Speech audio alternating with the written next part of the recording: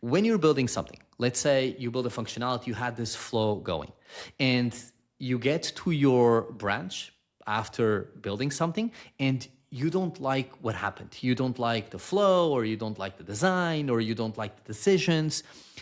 Your instinct would be, oh, I'm going to just say to Claude, fix these things on the feature so that it's great. And then you can push this and make it live for your users.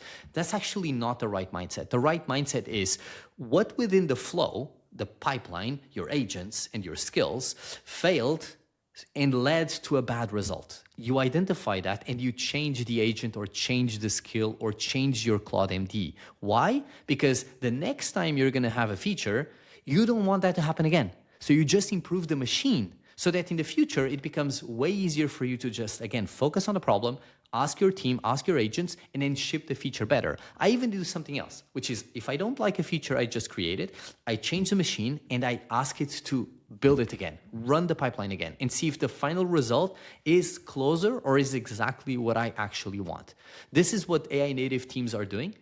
They're working 50% of the time on improving the infrastructure, the machine itself, rather than just tweaking feature by feature, right? So if you actually now see a AI native team, what you'll see is like you can have like 2 or 3 people. You can still have the typical trio, like a product manager, engineer, a designer, but they're all builders, meaning that they're all shipping code, they're all building features, but then a percentage of their time is improving the agents or the skills with their own knowledge. Today's episode is brought to you by Amplitude. Replays of mobile user engagement are critical to building better products and experiences, but many session replay tools don't capture the full picture. Some tools take screenshots every second, leading to choppy replays and high storage costs from enormous capture sizes. Others use wireframes, but key moments go missing, creating gaps in your understanding. Neither approach gives you a truly mobile experience. Amplitude does things differently. Their mobile replays capture the full experience. Every tap,